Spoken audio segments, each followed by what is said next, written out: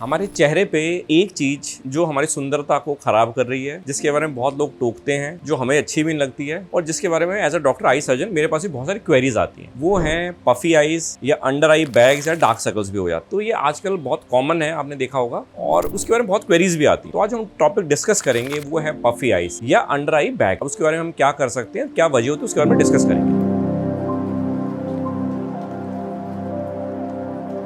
I am doctor Ashwini, medical director at दृष्टि eye hospital, Narela, Delhi. अब puffy eyes एक general term है जो एक नॉर्मल आदमी में समझता है। पफी का मतलब क्या होता है? सूजा हुआ। पफी और आईज का मतलब आंखों के आसपास। तो बहुत बार देखा होगा कि आईज के आसपास हमारे सोजिश रहती है। सुबह ज्यादातर लोगों को ज्यादा होती है, दिन में थोड़ी कम होती है, लेकिन यूजुअली बहुत बार रहती है। तो इसमें वजह क्या है? ये कोई खतरे वाली बात है या कोई खतरे वाली बात नहीं है, या इसका कुछ ट्रीटमेंट हो सकता है, नहीं हो सकता, नेचुरल ट्रीटमेंट, कोई सर्जिकल ट्रीटमेंट, क्या कुछ कर सकते हैं और क्या वजह होती है उसके बारे में डिस्कस करते हैं। तो एक तो ये समझना है कि ये होती क्या है, दिखने में कैसे लगती है। तो जो पफी हम क्लासिकली बोलते हैं, उसमें क्या होता है कि अगर नॉर्मली आप स्किन देखें, मेरी स्किन देखें या कुछ, तो नॉर्मली स्मूथ स्किन होती है, यहाँ पे कोई अपनी जगह से उठी हुई नहीं होती। पफी आईज में क्या होता है कि आपकी आईज के आसपास जो ये वाला एरिया थोड़ा सा बाहर की तरफ आ जाता है और हमारे को जो चेहरा होता है उसको थोड़ा सा सुंदरता को खराब करता है। पफी आईज नीचे कॉमनली होती है, लेकिन पफी आईज आपकी ऊपर वाली भी लिड्स हो सकती है, लेकिन कॉमनली नीचे वाली पालक होती है, या हम उसको अंडर सैक आईज भी बोलते हैं, अंडर द आई सैक जो बोलते हैं पफी आईज। उसमें फिर क्या वजह क्या होती है कि स्पेशली पहले तो रीजन ढूंढते हैं। रीजन क्या होता है? बहुत बार क्या होता है, जेनेटिक होती है, जेनेटिक या हेरिडिटरी होती है, हमारी फैमिली में चीज चल रही होती है। तो उसमें हमारी मेडिसिन बहुत ज्यादा रोल नहीं रहता उन चीजों का। तो उसके अंदर फैमिली वाला जो पार्ट है, जेनेटिक्स वाला पार्ट है, उसके बारे में कुछ नहीं किया जा सकता है। सेकंड क्या रहता है, अगर हम प्रॉपर स्लीप नहीं ले रहे हैं तो उन लोगों के अंदर ये जो पफी आईज होंगी ज्यादा होंगी। अब बहुत कम सो रहे हैं, रेगुलरली आपका स्क्रीन पे काम है, स्लीप प्रॉपर ले रहे हैं, उन लोगों में पफी आईज ज्यादा होती है। तीसरा क्या रहता है कि अगर हम स्मोक कर रहे हैं या ड्रिंक करते हैं तो उन लोगों के अंदर भी ये पफी आईज ज्यादा होंगी। ये कॉमन रीजन है जो हम डिस्कस कर रहे हैं। चौथा क्या रहता है कि अगर हमारी बहुत डस्टी एनवायरमेंट में हमारा बहुत ज्यादा काम है, हमें एलर्जी रहती है, हम आईज को बहुत ज्यादा रब कर रहे हैं, टच कर रहे हैं, तो उन लोगों में पफी आईज ज्यादा होंगी। तीसरा क्या होता है, कभी कभी खासकर सुबह जब उठते हैं, puffy eyes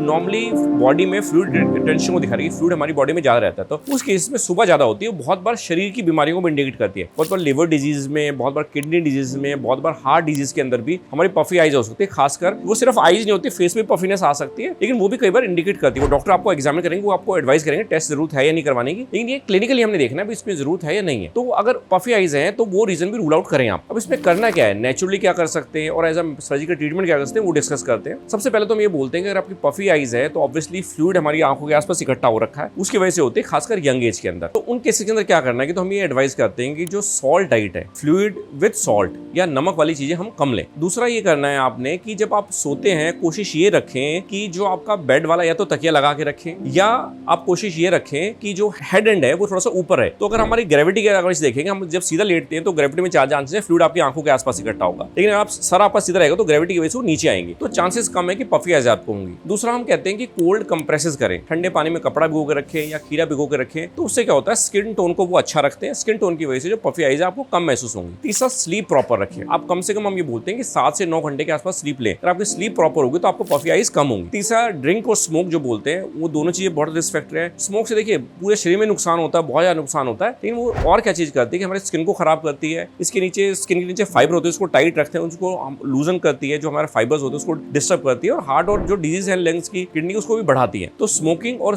drinking strictly avoid करें। दूसरा चीज ये रहती है, जो हमारा जो जंक फूड है उस चीज को अवॉइड करें। जब हम फैटी सिक्रेशन फैटी जो फ्लूइड ज्यादा लेंगे, फ्राइड फूड ज्यादा लेंगे, तो उसमें ज्यादा चांसेस हैं कि फैट भी ज्यादा रहेगा बॉडी में, पफी आईज भी ज्यादा होंगे। तो इन चीजों को अवॉइड करें। अब ये है जो आप घर पे कर सकते हैं, आपको थोड़ा समझ में आए कि किस वजह से हो रही है, इसके बारे में जो घरेलू उपचार है वो क्या कर सकते हैं। उसके बाद ये होता है, चलो ये आप कर रहे हो और इसके बाद रिस्पॉन्स नहीं आ रहा है, तो उसके बाद हमारे पास क्या ऑप्शन जिसकी वजह से हम ठीक कर सकते हैं इस चीज को। स्किन वालों को दिखा सकते हैं, स्किन में नॉन सर्जिकल ट्रीटमेंट्स रहते हैं। नॉन सर्जिकल ट्रीटमेंट में क्या रहता है कि वो लेजर की वजह से आपकी स्किन को ठीक करने की कोशिश करते हैं, हालांकि बहुत परमानेंट लॉन्ग टर्म रिजल्ट नहीं है, उससे कुछ लोगों को अच्छे रिजल्ट्स आते हैं। सेकंड क्या करते हैं, केमिकल पीलिंग करते हैं। केमिकल्स को यूज करके आपकी जो स्किन की सुपरफिशियल लेयर है उसको हटा देते हैं, तो न्यू स्किन जो आती है उसकी वजह से हमें ऐसा लगता है कि हाँ, हमारी जो न्यू स्किन है वो बेटर लग रही है। अब आप जब आई सर्जन के पास आएंगे, पहले तो हम जो आपको सिंपल मेजर्स हैं हम वो बताएंगे आपको कि भाई स्लीप प्रॉपर रखें, सब कुछ रखें, और उसका एज भी देखेंगे, सिस्टमिक इवैल्यूएशन करवाएंगे और रीजन ढूंढने की कोशिश करेंगे। लेकिन ये कॉमन चीजें जो की जाती है। अब लेकिन मान लो इन सबको करने के बाद भी आप सब कुछ फॉलो कर रहे हैं, डॉक्टर की एडवाइस को फॉलो कर रहे हैं, आपने मेडिकल ट्रीटमेंट भी कर लिया, मल्टीविटामिन भी खा लिया और रेस्पॉन्स नहीं आ रहा, तो फिर हम इसमें सर्जरी करते हैं, जिसको हम बोलते हैं ब्लेफेरोप्लास्टी। ब्लेफेरोप्लास्टी में क्या रहता है कि जो पलकों के किनारे हैं उसमें हम आपके जो क्रीज होती है रिड्स के अलोंग, यहाँ एक इंसिजन लगाते हैं। इंसिजन लगा के उसमें होता क्या, नॉर्मली जब पफी आई जो हम एज के साथ खासकर होती है, उसमें क्या होता है कि जो स्किन है आपकी लूज हो जाती है, वो बॉडी में भी लूज हो जाती है, हर जगह स्किन के आसपास जो लिड्स के आसपास की स्किन है वो भी लूज हो जाती है। लूज होने की उसको लटक जाती है, उसकी वजह से हमें पफी आइज लगती है। दूसरा क्या होता है, अंदर जो फाइबर्स होते हैं या कुछ सेप्टम भी होता है या अंदर फाइबर्स होते हैं वो हमारे लूज हो जाते हैं, उसकी वजह से जो पीछे फैट होता है वो सैक कर जाता है, आगे आने लग जाता है। तो हम सर्जरी में क्या करते हैं, वहाँ इंसिजन लगा के जो एक्स्ट्रा फैट है उसको हम निकाल देते हैं और जो लेयर्स हैं जो अपने स्किन की उसको हम सूचर्स लगा देते हैं। तो उसकी वजह से फैट को हम हटा के उसको लाइट करें तो इसमें नॉर्मली बहुत एक्सीलेंट रिजल्ट्स आते हैं, कॉस्मेटिकली बहुत अच्छा लगता है। ये सर्जरी हम अपर लिड में भी कर सकते हैं। अपर लिड में आपने बहुत बार देखा होगा इसके साथ जो ऊपर वाली पलक है वो भी कई बार नीचे आ जाती है, तो उसमें हम यही पार्ट करते हैं कि लिड के अलॉन्ग, और कॉस्मेटिकली बहुत अच्छे रिजल्ट्स आते हैं। हम कट स्किन के अलॉन्ग लगाते हैं, अगर वो इंसिजन इतना अच्छा होता है कि आपको नॉर्मली बाद में महसूस नहीं होगा, और नॉर्मली दोबारा ऐसा नहीं कि बहुत यूजुअली बहुत कॉमनली दोबारा नहीं होती है। तो यूजुअली जो एंड पॉइंट है, जो अच्छा ट्रीटमेंट है वो ब्लेफेरोप्लास्टी या सर्जरी है। उससे पहले जो हमने मेजर बताया उन चीजों को फॉलो करें, अपने लाइफस्टाइल को चेंज करें, और जहां आपको इन चीजों से चेंजेस नहीं आते तो ऑब्वियसली डॉक्टर को दिखाएं, वो आपको इसका ट्रीटमेंट एडवाइस करेंगे। होपफुली पफी आइज के बारे में आपको कुछ समझ में आई होंगी। अगर ये टॉपिक आपको अच्छा लगा तो इसको शेयर करें, लाइक करें, सब्सक्राइब करें और बेल आइकन पर प्रेस करें। Thank you.